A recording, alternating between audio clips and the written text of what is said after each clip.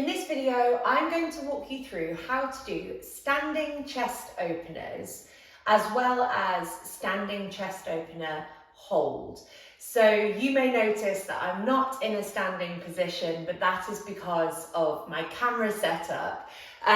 You can actually do this exercise if you want, kneeling like me, sat in a chair, but my advice would be to do it standing. You'll probably get more changes happen if you do it standing, but for the sake of the camera, I'm doing it like this. You're going to need a wall, and what standing chest openers is testing is the ability of your wrist to extend, which is the opposite of when we're on our phones, and it basically tests also the function of your fingers and the palms of your hands.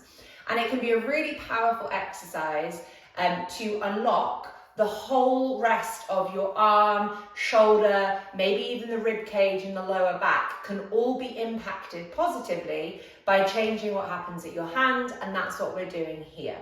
So what we're going to do is spread our fingers really wide apart from one another. So before we even think about the wall and the exercise, I want you to stretch your fingers wide apart. And you're stretching them so far and so hard that you can feel your palm sort of stretching and responding as well. So I want you to really feel what it feels like to have a bit more space in the middle of your palm and in between each finger. We don't want you to lose that as we move on to the exercise. So I'm going to put my hand on the wall and probably move slightly further away.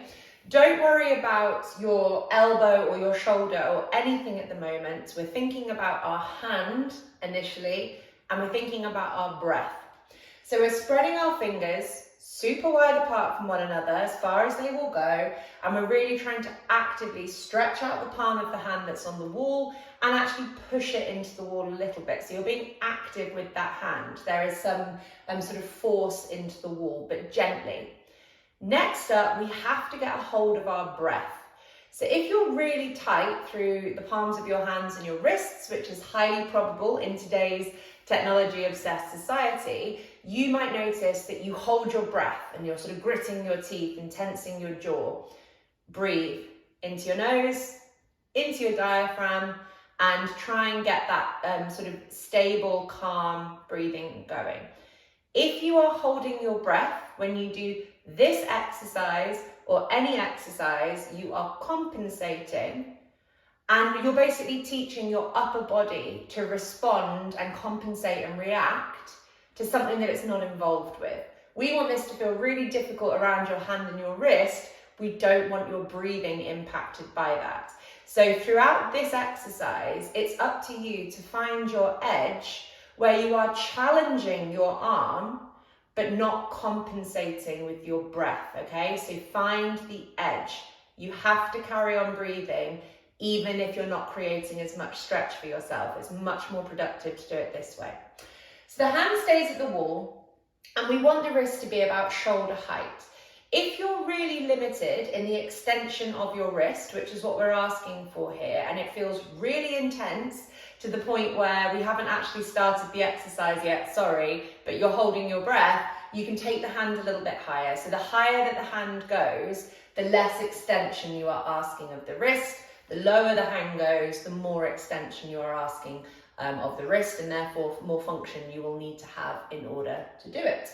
Spreading those fingers wide, keeping the palm grounded against the wall. We're not losing our focus on the hand whatsoever. As you get your hand set up, you may notice that your elbow bends. So the elbow is trying to compensate to make this easier for you. So we need to straighten the elbow because that then puts the wrist in more extension. And then you might feel a bit more stretch through the forearm. The next thing that might compensate is the shoulder. So once the elbow is not compensating, the shoulder is probably going to lift up around your ears to also compensate. So you're going to use the muscles below the shoulder blade, in my case on my right hand side, to roll my shoulder down away from my ears. As I roll that shoulder down away from my ears, I haven't puffed my rib cage up. So if your body struggles with scapular depression, which is this movement here, you might notice that you puff your rib cage to compensate.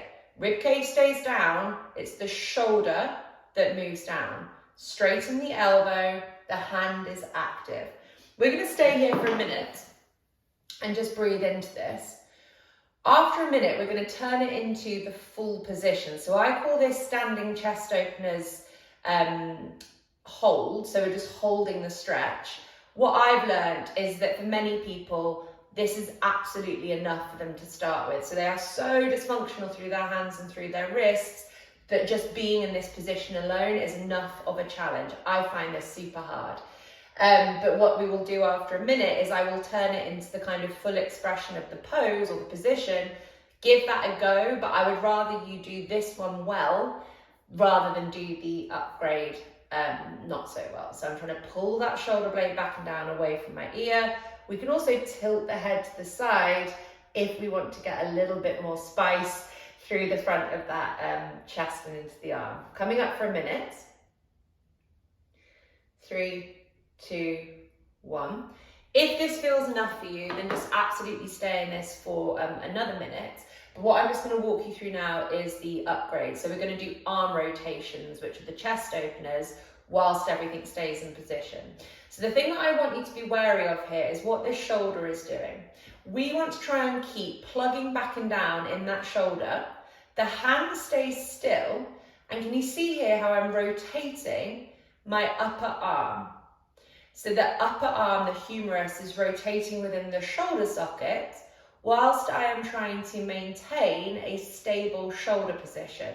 I'm not doing this with my shoulder. So if you're pumping your shoulder blade forwards and backwards, you're not teaching an independence of movement between the arm and the shoulder. You're just teaching your arm and shoulder to move at the same time, which is the opposite of what we're trying to do in this exercise. So if you cannot do this with the shoulder sort of staying put behind you as I am here, then just stick with the stretch. Keep working on the stretch, your time will come. So we'll do a minute of these rotations. My focus has not been lost on my hand. So I'm spreading those fingers nice and wide. I'm pushing that palm into the wall. My elbow stays straight. I'm pulling that shoulder away from my ears and rotating the upper arm within the shoulder socket. The shoulder is not pumping backwards and forwards. If you're holding your breath, if you're wincing, pulling faces, all that type of stuff, you're pushing this exercise too far. That rule applies for all exercises. If you're pulling a face, you're screwing yourself up here, you are compensating. Find your edge where things challenge you, but you can breathe and you're not compensating elsewhere. It's so important when it comes to posture exercises. 5, 4, 3, 2, and 1. That's our right hand side. I'm going to do a lot less talking on our left hand side. Spreading the fingers wide, getting that sense of the spread through the palm and the fingers. Hand goes on the wall, wrist in alignment with the shoulder but can be higher if needs be. Plugging into that wall, straightening the elbow, watching that the shoulder will then probably lift up. So we use the muscles below our left shoulder blade to pull the left shoulder blade back and down behind us without puffing our rib cage up. Keep spreading the fingers wide. Keep the other hand and arm relaxed. Keep breathing. I've set my timer, by the way. We can tilt the head to the side if we want to, but I don't want you getting too preoccupied with that head tilt if it means that the shoulder lifts up and the elbow bends and we lose that focus of the hand. Your hand is your priority here. This is a hand-based exercise. The more we can stretch off your palm and your wrists, the more the rest of it will change. Keep breathing. I'm pulling that left shoulder blade back and down behind, waking up the lats. I'm not puffing the rib cage up. Breathing. 5 seconds left if you're choosing to do the rotations. Keep stretching if that's where you are. Off we go with the rotations. So the left shoulder, if you're doing the same side as me, is not moving forwards and backwards. We're trying to keep that left shoulder back and down behind us. It's the arm rotating in the socket, which is different. We are using the stretch of the hand to do sort of part of the exercise, and then we're using the stimulation of the rotation of the humerus to start feeding down into our rotator cuff, into our mid-back, potentially changing our rib cage position, our shoulder position, and our pelvic and hip position as well. Keep spreading those fingers wide, hand is flat, nice and slowly. And remember, the rotations might be something that you do in the distant future. You don't have to do them now. 3, 2, and 1.